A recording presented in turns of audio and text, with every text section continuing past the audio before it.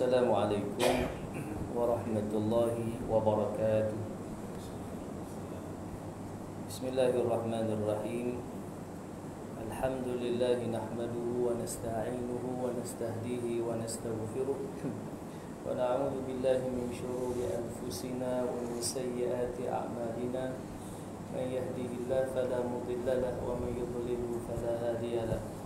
أشهد أن لا إله إلا الله وحده لا شريك له وأشهد أن سيدنا محمدا عبده ورسوله اللهم صل على سيدنا محمد وعلى آله وأصحابه أجمعين رب اشرح لي صدري ويسر لي أمري واحلل عقدة من لساني يفقهوا قولي سبحانك لا علم لنا إلا ما علمتنا إنك أنت العليم الحكيم اللهم اجعلنا من الذين يستمعون القول فيتبعون أحسنه اللهم إنا نعوذ بك من البرص والجنون والجذام ومن سيء الأسقام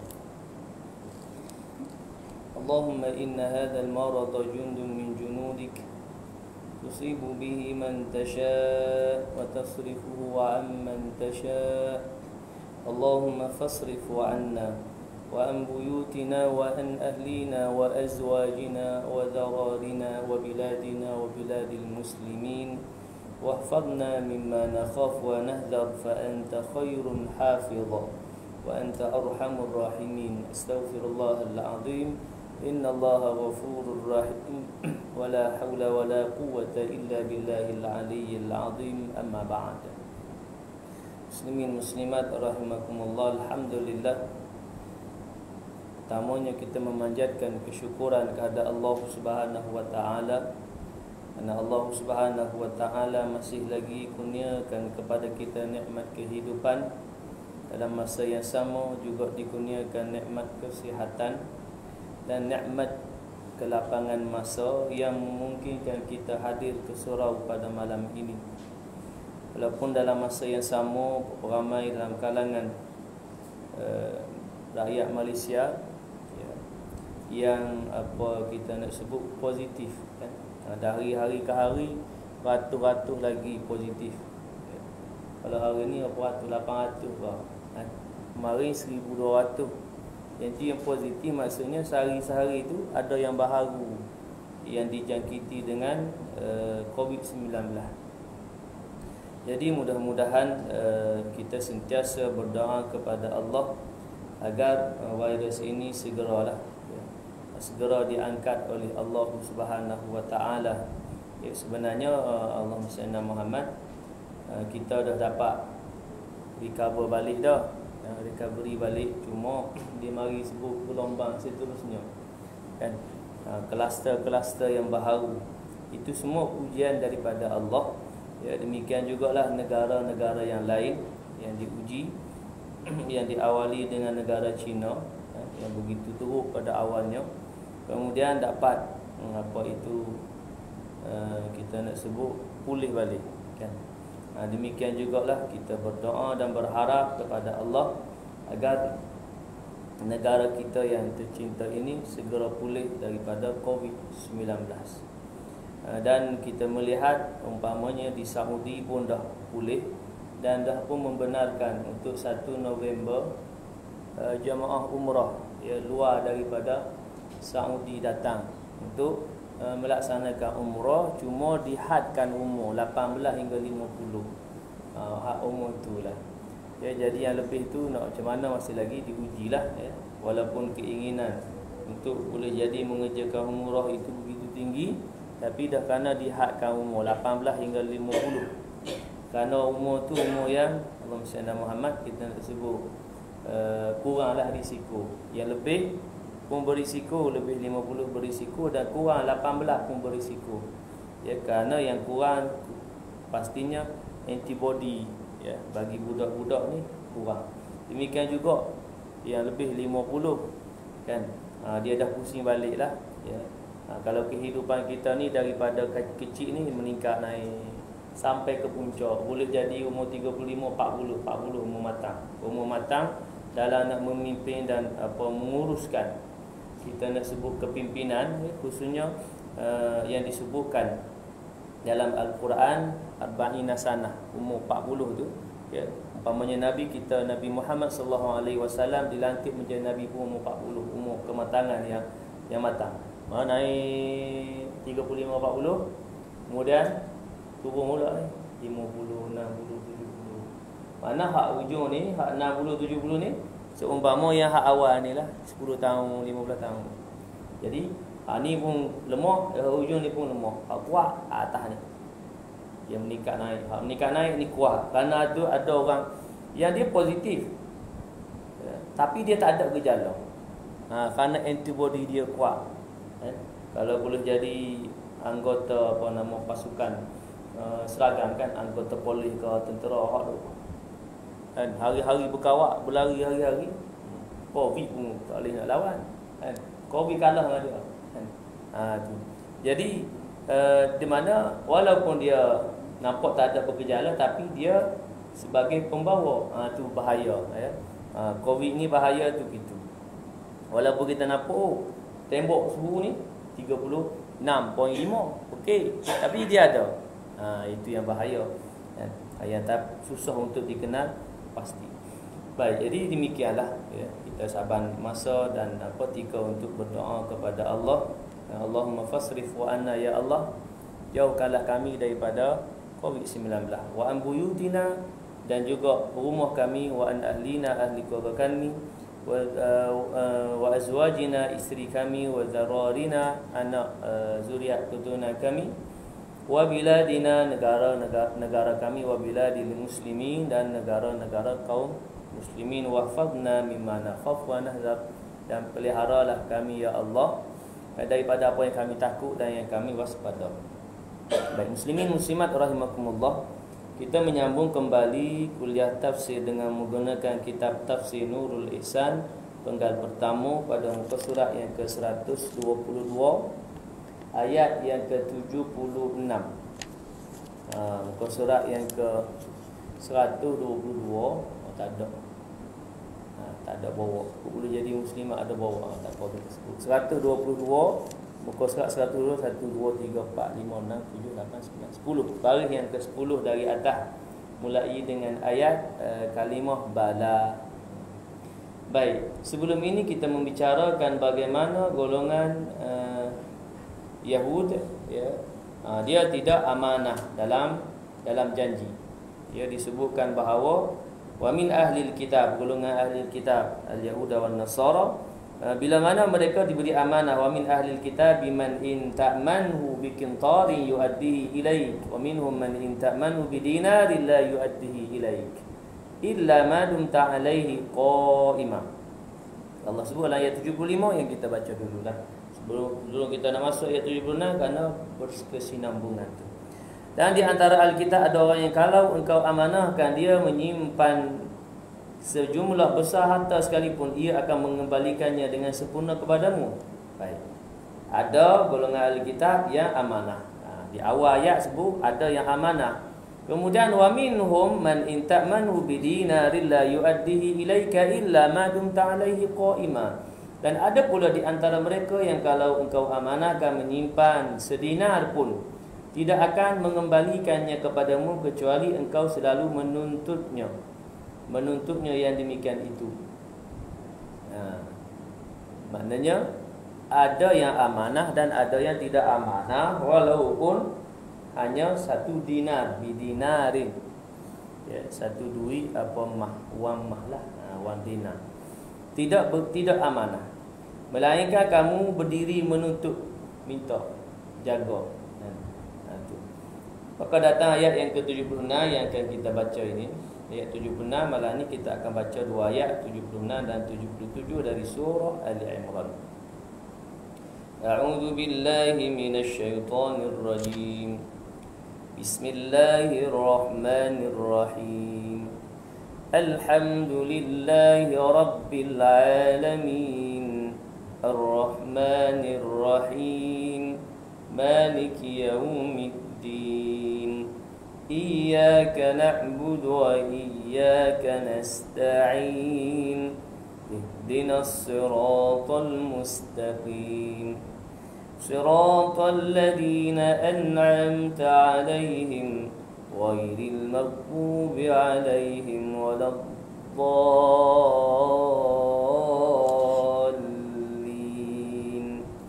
آمين. أعوذ بالله من الشيطان الرجيم. بلى من أوفى بعهده واتقى فإن الله يحب المتقين.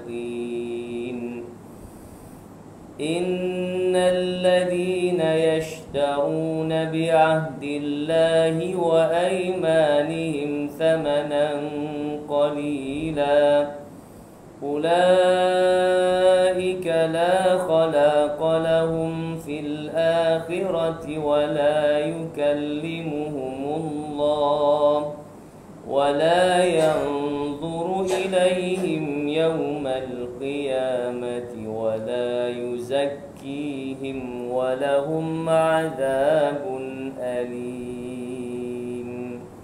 صدق الله العظيم. Ayat 76 dan 77 surah Ali Imran. Sebenarnya kita tengok tafsir ayat tersebut menurut tafsir Nurul Ihsan ini, bala sebenar atas mereka itu Yahudi itu dosa pada zalim mereka itu akan Arab. Mana golongan al-Yahud yang disebut tadi di awal ayat 75, wa min ahlil kitab. Golongan ahlil kitab ini disebutkan melakukan kezaliman lah. Bahkan mereka ni buat jahat, buat zalim. Man awfa bi'ahdihi wattaqa, bermula mereka yang menyempurna dengan janjinya yang dijanji Allah atasnya daripada menunai amanah Allah dan amanah manusia dan takut ia akan Allah dengan tinggal maksiat dan amal taat. Bi'ahdihi wattaqa, dengan takwa. Kerana mereka ini Allah Sayyidina Muhammad sepatutnya menyempurnakan janji itu, janji dengan Allah. Janji yang utama adalah janji dengan Allah. Kerana apa? Kerana ia datang daripada Allah yang menciptakan kita. Besar kesalahan tu, ya, memungkiri janjilah, ya, tidak melaksanakan janji. Jadi disebutkan dalam ayat ini, di awal ayat yang ke-76 ini, bala man awfa bi'ahdihi wattaqa, sebenarnya atas mereka itu, yakni Yahudi itu, dosa pada zalim mereka itu akan Arab. Bermula mereka yang menyempurna dengan janjinya yang dijanji Allah atasnya daripada mengenai amanah Allah dan amanah manusia, dan takut ia akan Allah dengan tinggal maksiat dan amal taat. Itu yang sepatutnya Allah Sayyidina Muhammad yang dilaksanakan oleh seluruh umat manusia. Iaitulah menunaikan janji, kemudian melaksanakan taat dan meninggalkan maksiat. Melakukan perintah Allah, mengamal taat ni melakukan perintah Allah. Meninggal maksiat tu meninggalkan segala yang dilarang oleh Allah. Itu daripada takwa. Dalam kalimah taqwa dalam awal ayat tu, bala man awfa bi'ahdihi wattaqa. Takwa tu. Sebab itu dalam khutbah Jumaat khatib bila dia menjelaskan bertakwalah kamu kepada Allah, sebenarnya cukup dari situ. Ittaqullah, bertakwalah kamu kepada Allah. Cuma di apa kita sebut, dihuraikan sikit lagi. Dengan melaksanakan segala perintah Allah dan meninggalkan segala larangannya. Itu sifat orang yang bertakwa, dia akan melaksanakan perintah Allah. Perintah Allah tu kewajipan tu, perintah ni kewajipan wajib, kefarduan. Maka ia akan buatlah pasal takwa tu, ia takut kepada Allah, takut akan azab Allah, takut kepada kemurkaan Allah, dia akan buat yang taat, yang takwa, apa yang perintah Allah. Kemudian meninggalkan segala larangannya. Demikianlah orang yang bertakwa, takut. Kerana ketakutan, takwa dalam hati itu mari gerung gentar, takut kepada azab Allah, takut kepada kemurkaan Allah, maka pasti dia akan meninggalkan perkara yang dilarang. Mana ciri orang yang bertakwa tu iaitu melaksanakan perintah Allah dan meninggalkan larangan Allah. Melaksanakan titah perintah dan menjauhi maksiat, larangan daripada Allah. Walaupun kalimah tu pendek je, walaupun rukun khutbah tu berpesan kepada takwa tu, ittaqullah, sudah. Kan rukun khutbah tu sebenarnya 5 daripada rukun khutbah tu pendek je. Khutbah ni, khutbah Jumaat ni pun nak buat pendek pun boleh. Sependek khutbah pertama lah, kerana ada 2 khutbah kan.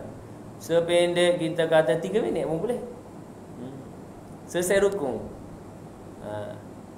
Selesai rukun, baca hak rukun dulu, kemudian baca satu ayat. Bagi terjemahan, barakallahu li wa lakum fil Qur'an al-azim wa nafa'ani wa iyyakum bima fihi minal ayati wa dzikril hakim wa taqabbala minni wa minkum tilawatahu innahu samiul alim. Aqulu qawli hadza wa astaghfirullahal azim li wa lakum wa lisa'il muslimin wal muslimat wal mu'minina wal fastaghfiru fa ya fawzal mustaghfirin wa ya najatat taibin. Duduk. Pendek boleh, nak buat pendek, 3 minit boleh. Tapi orang ambil peluang lah, pasal Jumaat ni kan perhimpunan kaum muslimin. Kalau masalah ni, kalau masa kuliah apa orang boleh kira. Kalau masa Jumaat ni pasal wajib atas sekalian orang lelaki muslim. Jadi ambil peluang masa tu setengah jam. Pasal nak ambil peluang 30 minit tu sebenarnya bukan panjang pun. Kalau yang berkhutbah setengah jam tu sah ya. Berkhutbah sah ya. Pasal dia duduk berkhutbah, duduk mari. Bila mari nak bagi tahu, mari bagi tahu. Sejam boleh jadi. Cuma yang tak selesa senang duduklah jemaah tu. Ada yang kerja lepas Jumaat kan, sambung balik kerja. Jadi sebab itu imam-imam disuruh untuk baca teks khutbah. Teks khutbah tu dalam 10 minit. 7 ke 10 minit tak macam mana. Tengok cara dia baca. Kalau dia baca lanjut boleh pergi 15 minit, boleh pergi. Baca slow motion. Orang slow lanjut. Jadi macam. Kalau baca laju sikit, baca tempo yang laju, cepat sikit. Baik, mana tadi? Ittaqullah. Dia cukup ittaqullah. Tapi kerana nak menjelaskan kepada Allah Sayyidina Muhammad, para jemaah supaya tahu hakikat takwa itu sendiri. Sampai minggu ni kita kaum muslimin dengar khatib ittaqullah. Takwalah kamu kepada Allah, bertakwalah kamu kepada Allah. Tiap-tiap minggu kita dengar. Tak pernah miss. Kerana ia rukun khutbah. Kalau kita minggu tu kita dengar ittaqullah. Bila kita tak dengar ittaqullah, mana tidak sempurna khutbah, kerana tidak sempurna rukun khutbah, tidak sah khutbah. Tapi akan sebutlah. Pasal kuliah pun orang sebut, kuliah, masa kuliah pun disebut. Kan, amma ba'd ittaqullah, mari sebut supaya orang Sayyidina Muhammad nak ada peringatan tu. Baik. Kemudian fa innallaha yuhibbul muttaqin. Ittaqu ni. Ittaqillah. Maka bahawasanya Allah Taala kasih ia akan segala orang yang takut akan Allah. Dia sebut, dia mari hurai di sini, takut akan Allah. Al-muttaqin. Dan turun pada orang Yahudi yang menukar mereka itu sifat Nabi Muhammad dan janji Allah kepada mereka itu dalam Taurat pada orang yang bersumpah dusta pada dakwa atau bersumpah pada jual barang-barang. Itu ayat ni lah, ayat yang ke-77. Jadi turun ini ayat yang itu 2 ayat ni lah. Itulah kepada golongan Yahudi yang mendustakan atau kita sebut dusta pada apa yang diturunkan dalam kitab Taurat, iaitu disebutkan menukar mereka itu akan sifat Nabi Muhammad SAW dan tidak akur atau tidak menepati janji kepada Allah. Maka ayat yang ke-77, innal ladzina yashtaruna bi ahdillahi wa aymanihim thamanan qalila. Bahawa segala mereka yang menukar mereka itu dengan janji Allah, yashtaruna bi ahdillah. Dia mari dalam tafsir ini sebut menukar atau berjual beli. Yashtaru membeli. Berjual belilah. Disebut sebelum itu kan pada jual barang-barang. Dia jual beli bagaimana? Bi ahdillahi wa aymanihim thamanan qalila. Iaitulah kepada mereka itu pada iman dengan Nabi Muhammad dan tunai amanah, dan sumpah mereka itu dusta akan harga yang sedikit daripada dunia. Maksud dia membeli duniawi itu.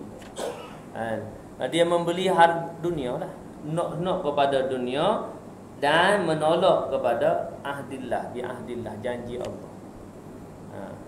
Kerana ini adalah kita nak sebut sebagai ujian lah kepada manusia. Ujian dengan samanan qalila. Ujian dengan duniawi, dunia yang bersifat sebenarnya samanan qalila, disebutlah ujung ni ayat ni. Samanan qalila, harga yang sedikit ni. Harga yang sedikit daripada dunia. Kerana nilai dunia ini adalah nak sebut nilai yang rendah lah, yang sedikit, qalil, sedikit je. Melainkan nak sebut yang dunia ini yang sebenarnya bersifat dunia tetapi dimanfaatkan untuk akhirat. Malah ia adalah yang besar ganjaran di sisi Allah, yang disebut sebagai infak fi sabilillah. Infak fi sabilillah tu harta. Ya, boleh jadi masa ni harta kita lah ada dalam kocek kita. Kemudian Allahumma salli ala Muhammad, kita masuk ke tabung surau. Asal tu hak dunia lah, ya dunia lah. Kerana kita ada dalam poket kita tu RM10 ni kita boleh beli macam-macam dah ni. Kita kata nasi lemak bawa bungkus dah boleh beli. Kan? Kalau nasi ayam bawa bungkus dah. Biryani kambing sebungkus dah RM10. Macam tu lah. Tak dapat kot lah RM15 lah. Kambing RM10 nasi biryani ayam RM10. Biryani kambing RM15 RM10. Nampak? Mana hal tu bila kita guna, maka untuk kehidupan dunia lah. Kan? Bukan salah, dah salah. Memang disuruh wala tansa nasibaka minad dunya. Cuma Allah SWT janganlah mengutamakan dunia sehingga melupakan dan melalaikan urusan akhirat. Sehingga bekerja ni nak cari bekerja sehingga meninggalkan perintah solat, fardu solat, tak sembahyang fardu itu. Kalau nak bekerja, tak ada ni sembahyang ni, kerja utama kau sembahyang utama. Lah ni kita kerja utama ni duit nak makan, kerja tinggal sembahyang. Tu mana mengutamakan dunia, melebihkan dunia berbanding akhirat ni qalilan, thamanan qalilan. Kerana dunia ini adalah yang bersifat sementara. Sementara mana? Sementara kita hidup ni. Sementara kita boleh manfaatkan harta tu, sementara tu je. Bila mati habis. Habislah yang kata harta dunia ni. Harta dunia ni bila mati habis dia jadi harta pusaka. Turunkan anak-anak. Melainkan yang dimanfaatkanlah untuk akhirat. Yang disebut tadi sedekahun jariyah, yang disebut infak fi sabilillah. Iaitu masya-Allah tabarakallah besarlah ganjaran pahala. Akan tetapi manusia ini dilekakan dengan duniawi. Ya, seronok kepada dunia ialah kerana dunia itu sendiri pun bersifat seronok, lalai, lahun. Innamal hayat ad-dunya la'ibun wa lahun. Sesungguhnya kehidupan di dunia ini adalah lahun wala'in, yang melalaikan dan memainkan kamu. Lalai. Jadi begitulah sifat dunia. Dan manusia berebut kepada dunia. Begitu. Walaupun kita sentiasa diperingatkan akan perkara akhirat. Ingat akhirat, hidup yang kekal abadi di negeri akhirat. Dunia ini sementara. Karena kita dunia, kita hari ni duduk di dunia, jadi kita lalai. Kan? Bergaduh bubuk harta. Adik-adik pun boleh bergaduh bubuk harta. Contoh. Ya, nak sebut apa tadi? Nak sebut dunia tu. Kan? Cuma tidak salah untuk berusaha untuk mendapatkan kita nak sebut bahagian daripada dunia. Ya, kerana di sanalah Allah mesti nama dapat kita nak menyalurkan kembali kepada orang yang memerlukan. Disebut dalam kitab Aqidatun Najin fi ilmu Usuluddin, kitab akidah. Mana yang lebih utama, orang kaya dengan orang miskin? Dalam agama ni mana lebih utama? Maka mari pandanganlah, ada kata miskin sebab dengan ujian tu maka ia lebih utama, lebih tinggi nilai darjat dia. Maka ada yang jawab, ada yang kata orang kaya. Maka jumhur yang paling kuat pandangannya itu orang kaya. Kerana dengan kaya dia boleh menyalurkan kekayaan dia. Ini kaya yang beriman, ini kaya yang beriman.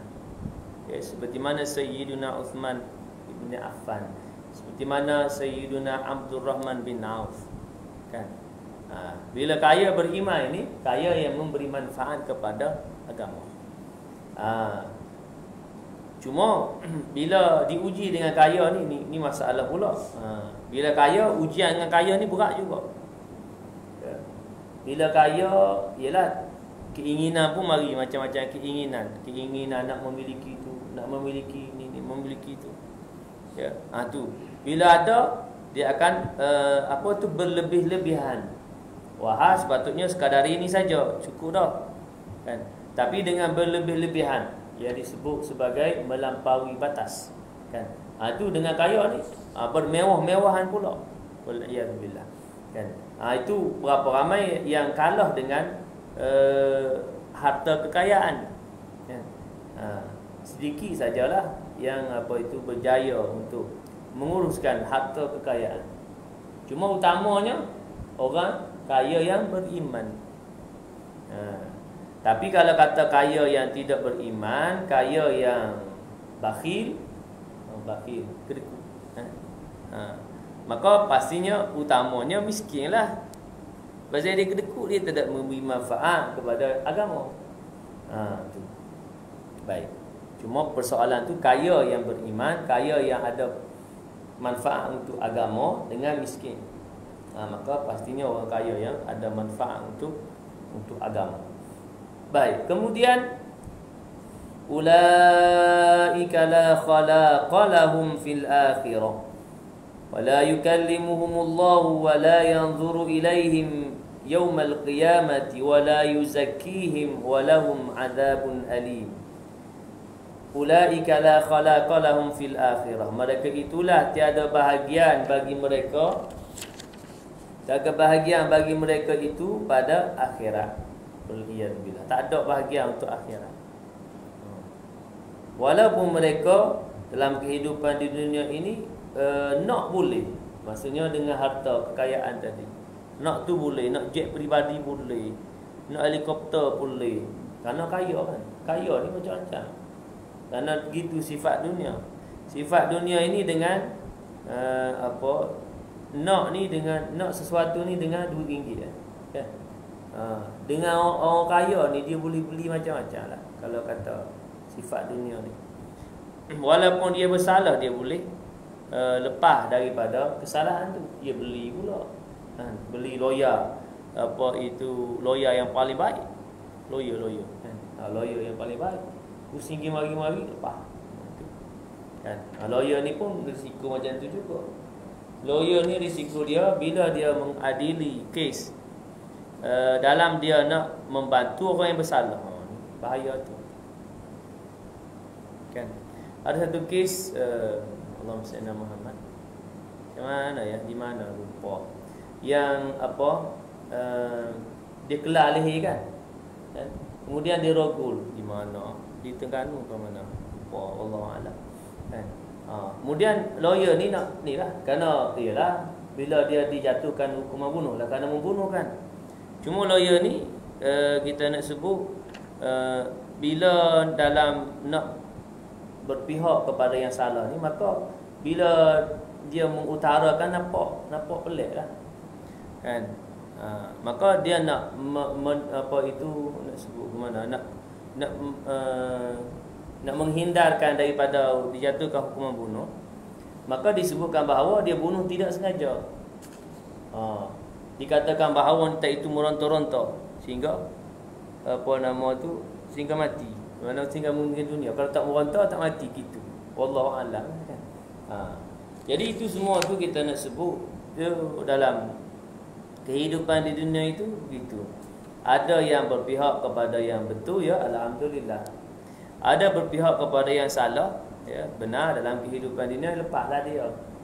Tapi pasti nanti di hari akhirat akan diadili oleh Allah Subhanahu wa taala.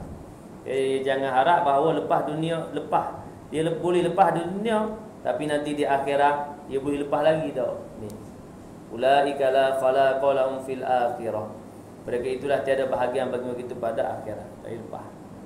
Tak lepas akhirat. Wala yanzuru wala yukallimuhumullah, dan tiada berkata-kata akan mereka itu oleh Allah Taala. Allah Taala tidak memandang kepadanya. Ini orang yang inilah disebut tadi ni. Orang yang membeli dunia dan menolak Allahumma salli ala Muhammad janji Allah. Dia tolak janji Allah, ia untuk nak ambil dunia. Wal-iyad billah. Kerana pertama mereka itu tidak ada bahagian untuk akhirat. Bila mana tidak ada bahagian untuk akhirat, apa dia punya kesan dia, iaitulah akan dimasukkan dalam neraka. Tak masuk syurga, tak ada bahagian. Tak ada bahagian kebaikan untuk akhirat itu. Kemudian itu pertama, yang kedua tidak dipandang oleh Allah. Wala yukallimullah, tidak, Allah tidak mau cakap kemudian. Wala yanzuru ilaihim, kemudian Allah tak pandang pun. Tiada berkata akan mereka itu oleh Allah Ta'ala, kerana murka atas mereka itu. Dan tiada memandang ia kepada mereka itu dengan pandangan rahmah pada hari kiamat.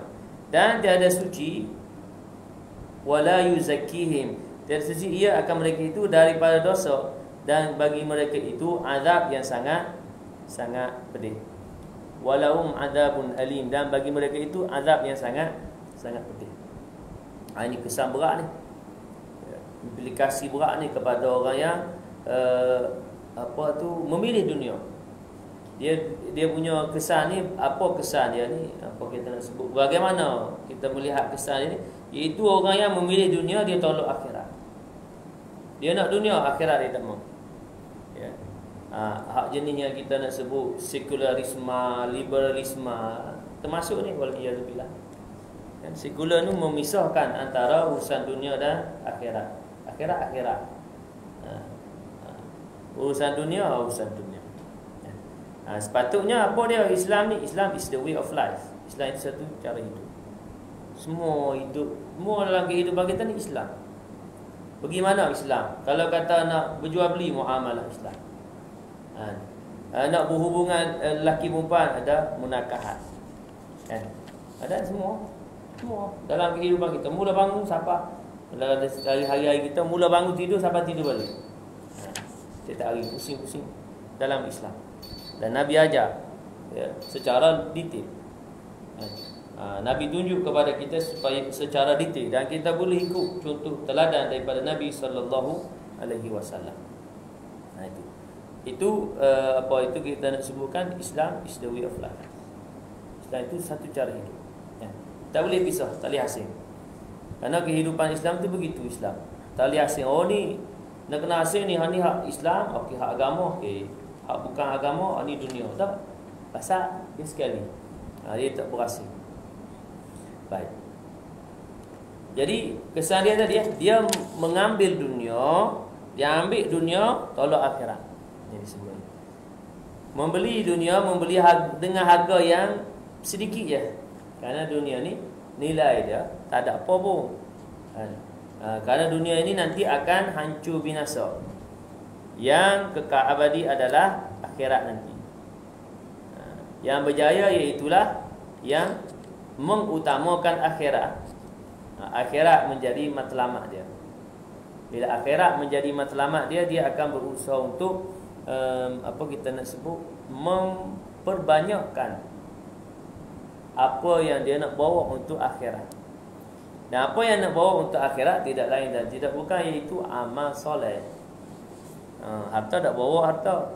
Itu kita sebut tadi, dari sudut harta sekalipun nak bawa untuk akhirat tu dia jadi amal, dia tukar jadi amal dulu. Kita infak fisabilillah. Harta tu RM2, RM10. Kan? Kita tukar jadi amal soleh. Ke mana? Bukan jadi duit dah.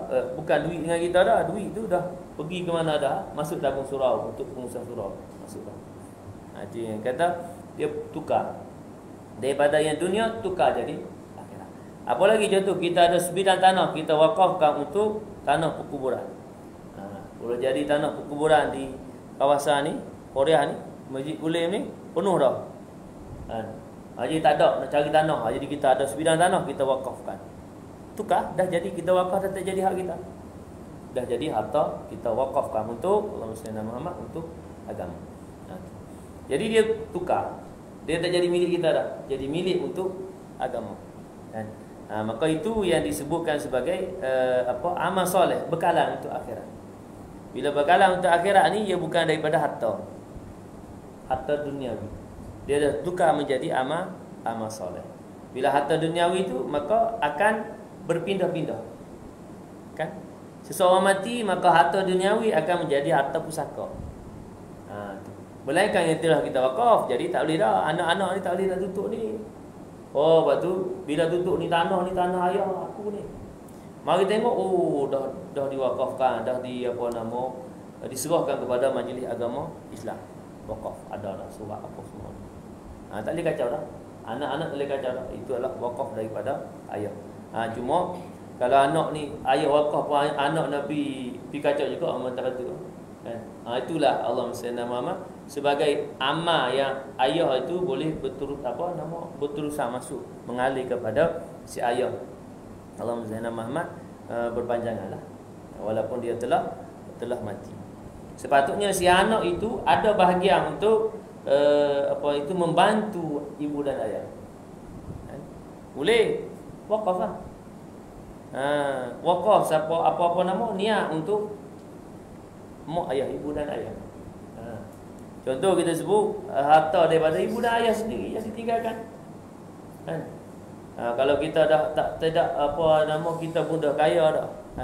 Tidak berapa sangat memerlukan. Jadi kita wakaf dengan niat untuk menjadi amal ataupun wakaf untuk mak ayah, ibu dan ayah. Maka tidak menjadi terputus lah. Maka mendapat ganjaran pahala untuk ibu dan ayah yang berada di alam barzakh sana. Baik, muslimin muslimat rahimakumullah. Maka demikian ayat yang ke-76 dan 77 dari surah Ali Imran masih lagi menyambung cerita wa min ahli kitab, ya, ahli kitab. Yang mana mereka ini disebutkan ayat yang ke-77, ya, bahawa mereka ini tidak mereka ini membeli duniawi dan jual janji-janji Allah, iaitu ukhrawi yang akhirat, membeli dunia. Kan? Maka kesan yang beratlah kepada mereka. Pasal maksud dia beli dunia ni, ambil dunia, tak mau akhirat. Dia sebenarnya bagaimana? Iaitu mengambil akhirat. Mana kata berusaha untuk akhirat, dunia tidak ditinggalkan. Dua-dua sekali. Cuma yang paling utama adalah akhirat. Bila bertembung antara ukhrawi dan duniawi, maka utama ukhrawi. Pasal hak ukhrawi tu, akhirat tu yang kekal, dunia yang sementara. Tapi puak ni yang disebutkan di sini adalah dunia, akhirat tak mau. Tolak akhirat, ambil dunia. Gitu. Maka kesan dia beratlah tadi disebutkan. Ulaika la khalaqa lahum fil akhirah. Tak ada bahagian untuk akhirat. Kemudian Allah tidak mau berkata-kata pada mereka pada hari akhirat, dan Allah tidak melihat mereka juga pada hari akhirat, dan mereka tidak dapat dibersihkan, ya, disucikan, ya. Disucikan oleh, maksudnya dari sudut mendapat syafaat, tak ada orang boleh tolong. Kemudian walahum adabun alim, bagi mereka azab yang sangat pedih. Jadi sekarang itu untuk perkongsian kita pada malam ini, iaitu ayat yang ke-76 dan 77 dari surah Al-Imran menurut tafsir Nurul Ihsan yang kita baca ini. Mudah-mudahan memberikan kefahaman kepada kita akan ayat yang kita bicarakan pada malam ini, dan mudah-mudahan kita tergolong dalam golongan yang disebut dengan ayat 76, golongan wattaqwa, yang benar-benar bertakwa kepada Allah Subhanahu wa taala, mengambil dunia untuk hanya untuk kehidupan dunia semata. Mana bila sebut untuk kehidupan dunia semata, mana mengikut keperluan yang diperlukan dalam kehidupan di dunia, tidak berlebih-lebihan, tidak bermewah-mewahan, walaupun kita sebagai seorang yang kaya. Sekali itu mudah-mudahan beroleh manfaat dan ganjaran di sisi Allah Subhanahu wa taala. A'udzu billahi minasyaitonir rajim. Bismillahirrahmanirrahim. Alhamdulillahirabbil alamin. Wassalatu wassalamu ala asyrafil anbiya'i wal mursalin wa ala alihi wa sahbihi ajma'in. Allahumma arhamna bil Qur'an waj'alhu lana imaman wa nuran wa hudan wa rahmah. Allahumma dhakkirna minhu ma nusina wa 'allimna minhu ma jahilna. Warzuqna tilawatahu ana al-laili wa atrafan nahar waj'alhu lana hujjatan ya rabbal alamin.